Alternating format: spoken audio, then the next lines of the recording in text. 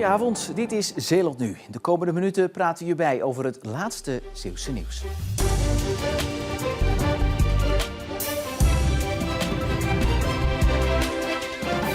Zeeland krijgt een staatssecretaris in het nieuwe kabinet. En dit is hem, Johannes de Bat. De NOS heeft inmiddels bevestiging gekregen dat de CDA-bestuurder naar Den Haag vertrekt. De post waar Johannes de Bat hoogstwaarschijnlijk voor naar Den Haag gaat, is die van staatssecretaris Klimaat en Groene Groei. Ongetwijfeld zal zijn betrokkenheid bij het kerncentrale dossier hiermee te maken hebben. Zelf heeft hij nog niet op het nieuws gereageerd.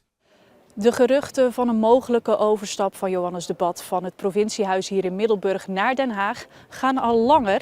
Maar zelf heeft hij die ambitie nooit openlijk uitgesproken. Aanstaande maandag geeft het CDA zelf een toelichting op wie hun toekomstige bewindspersonen zullen zijn.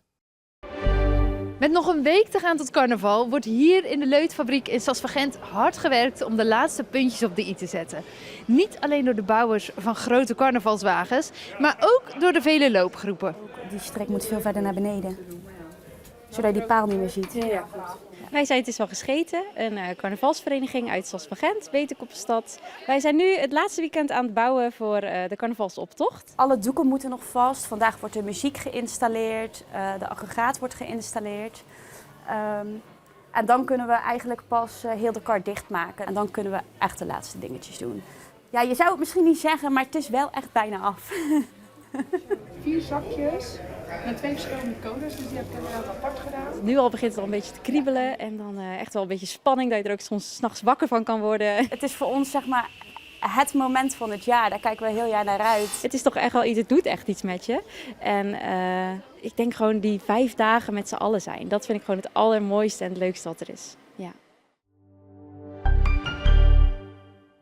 35 jaar geleden ben ik hierachter in het ziekenhuis geboren. En ik heb hier mijn hele leven gewoond. Op mijn studententijd na, die heb ik in Brabant doorgebracht. Danielle de Klerk is een echte Oostburgse. Sinds vrijdag is ze de nieuwe provinciebestuurder van Zeeland. Haar belangstelling voor politiek begon op het Swin College toen ze meedeed aan een jeugddebat in de Statenzaal in Middelburg. Ja, daar is het eigenlijk allemaal mee begonnen. Dus jong geleerd, oud gedaan? Ja, dat zou je kunnen zeggen. Het heeft me gepakt en nooit meer losgelaten. Na het vertrek van Anita Pijperink uit Gedeputeerde Staten in 2023 werd het provinciebestuur een echt mannenbolwerk. Met Danielle de Klerk zit er weer een vrouw op het plus. Ik krijg heel veel opmerkingen. Eindelijk weer een vrouw in het college. Van haar partijgenoot en voorganger Dick van der Velde neemt Danielle de Klerk onder andere de portefeuille wonen over. Ze heeft er veel zin in. Wonen gaat voor mij echt over je ergens thuis voelen. Dat is echt iets waar ik hoop de komende jaren echt versnelling in aan te brengen. En haar eigen thuis is, zoals gezegd, Oostburg. Als ik de watertoren hier zie of het ziekenhuis hierachter, dat zijn de markante gebouwen van Oostburg, dan ben ik thuis. Kijk eens. Oh ja, dankjewel. Hè. Erwten, bieten of goulash. Uit die 3 smaken konden bezoekers van de soepdag van Korenmolen de Graanhalm in Gapingen vandaag kiezen. Ik dacht eerst tomatensoep, maar het was bietensoep. En die valt me niet tegen. Ik moet zeggen, het was erg lekker. Bakje soep gaat er natuurlijk altijd in, maar het voornaamste is natuurlijk voor de molen te steunen. Niet alleen de magen van de bezoekers werden goed gevuld, ook de kas van de molen. Het geld wordt gebruikt voor een opknapbeurt. Toevallig komt volgende week de molenmaker kijken naar het gevlucht, dus de weekend. Het houtwerk is slecht. Het staat natuurlijk altijd buiten, hier in het zout weer, wind, regen, alles. Nou, het is gewoon veel onderhoud aan de molen, dus daar is dit geld eigenlijk voor, ja. In totaal werd er met de soepdag bijna €500 opgehaald. En de soep, die is Uitverkocht.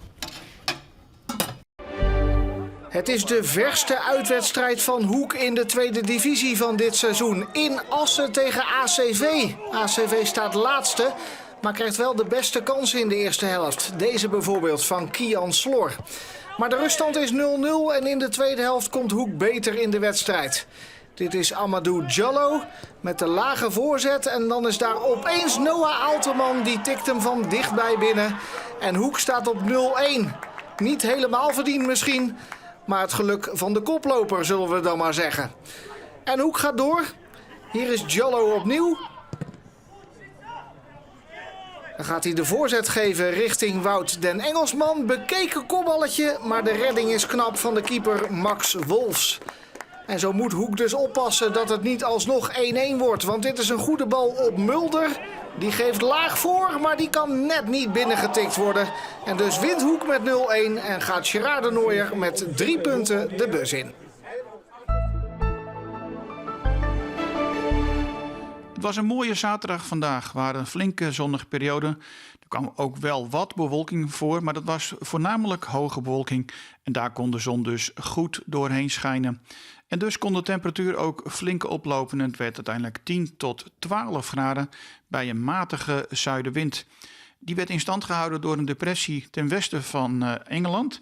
Maar ondanks dat hij dus redelijk dichtbij ligt op de weerkaart, zal die toch vandaag en de komende dagen nog geen neerslag geven.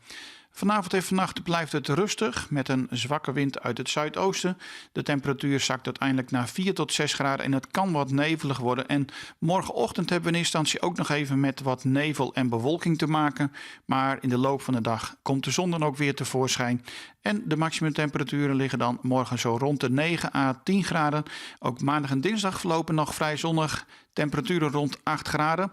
Op woensdag krijgen we een storing die regenachtig weer zal brengen. En dan is het iets zachter met 10 of 11 graden.